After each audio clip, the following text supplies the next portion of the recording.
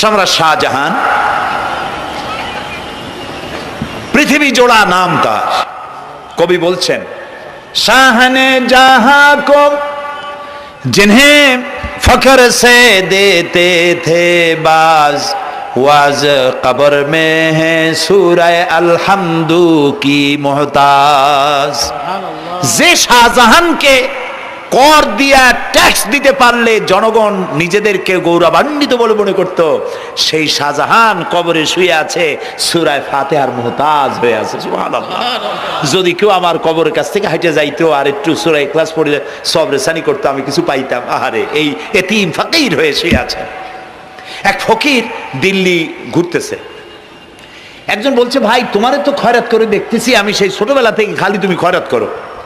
একটা জিনিস আপনারা মনে রাখবেন, গরিব, আজকে যারা গরিব পরিশ্রমের মধ্য দিয়ে কালকে তারা ধনী হতে পারে, কিন্তু যারা ভিক্ষুক, যারা ভিক্ষা করে, জিন্দেগিতে কোনোদিন তারা বড় হতে পারবে না।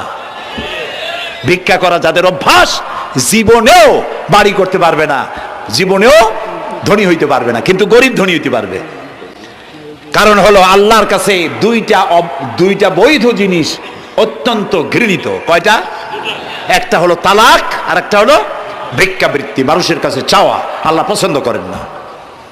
তো ভিক্ষুক ঘুরতেছে, একটা লোক বলল, মিয়া তোমার তো সারা জীবনই খরচ করতে দেখি। খরচ করবো না, করবো কি? যার কাছে যাই সে দেয় 4 আনা 2 আনা 1 টাকা, এর বেশি তো দেয় না। তে দিয়ে আমি কেমনে বড় লোক হবো? কয় যে তুমি বাদশারে চোখে দেখো না, বাদশারে চোখে দেখো না। কয় বাদশার কাছে কি আমার মতো লোক যাইতে পারে নাকি? কল না, যাইতে হবে, যাও। বাদশা একবার যাবা, এমন দেওয়া দেবে জীবনে আর তোমার খরচ করা লাগবে না। পাতি শিয়ালের পিছনে ঘুরে তো লাভ নাই। পাতি শিয়ালে খায় মুরগি, তোমার একটা ঠ্যাং দেবে, দাঁতের খেলালের কাজ হবে না। বাঘের পিছনে ঘোরো, বাঘে খায় গরু আর হরিণ, একটা রান দিলে তুমি 1 সপ্তাহ খাইতে পারবা। কাজে ঘুরতে গিয়েও বোঝা উচিত কার সাথে ঘুরি। তো বলছে বাদশার কাছে যাও।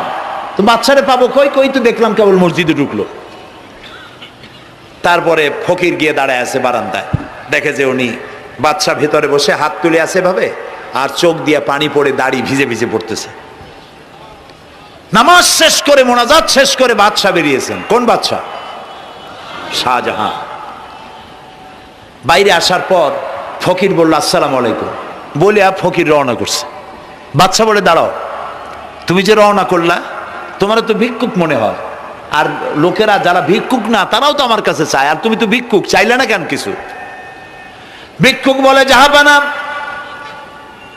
আমি কিছু চাইতে এসেছিলাম আপনার কাছে, কিন্তু আপনার করুণ অবস্থা দেখে আমার জ্ঞানের চোখ খুলে গিয়েছে। আমি দেখতে পেলাম আমি যার কাছে চাইতে এসেছি, আমি তো কান্দি না, হাতও পাতি নাই। যার কাছে চাইতে আসলাম দিল্লির সম্রাট, আবার কোন সম্রাটের কাছে হাত পেতে ভিক্ষুকের মতো কি জানি চায়, আর চোখ দিয়া পানি পড়ে দাড়ি ভিজে ভিজে পড়ছে। আমার জ্ঞানের চোখ খুলে গেছে, দুনিয়ার বাদশার কাছে আর চাইবো না। বাদশা কান্দে যে বাদশার কাছে, তার কাছেই চাইবো। প্রিয় ভাই সব, এই জন্যে জিহন সাফ করে ফেলুন। দুনিয়ার কোনো মানুষের জন্য, মানুষের কাছে নয়, কোনো কবরে নয়, কোনো কারো কাছে নয়, আল্লাহ তাআলার কাছেই আমরা নামাজের মধ্যে ঘোষণা করেছি, ইয়াকা না'বুদু ওয়া ইয়াকা নাস্তাঈন। আল্লাহ তাআলা, তোমার একমাত্র ইবাদত করি, তোমার কাছেই সাহায্য চাই। কাজেই সাহায্য আল্লাহর কাছে। কার কাছে চাইবো বলে? আল্লাহ আমাদের ঈমান পোক্ত করে দিন। আমরা বলি আমিন, আমরা বলি আমিন।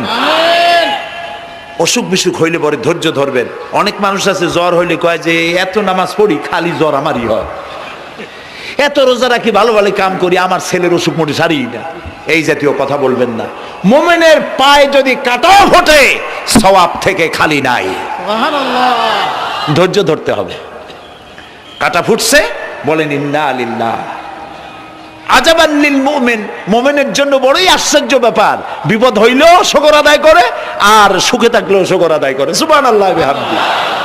বিপদ আসলে সে বলে ইন্না লিল্লাহি, বলেন ইন্না লিল্লাহি ওয়া ইন্না ইলাইহি রাজিউন। আর যখন শান্তি আসে বলে আলহামদুলিল্লাহ। দুই অবস্থায় তার জন্য নিয়ামত আল্লাহর তরফ থেকে সে পায়। আলহামদুলিল্লাহ।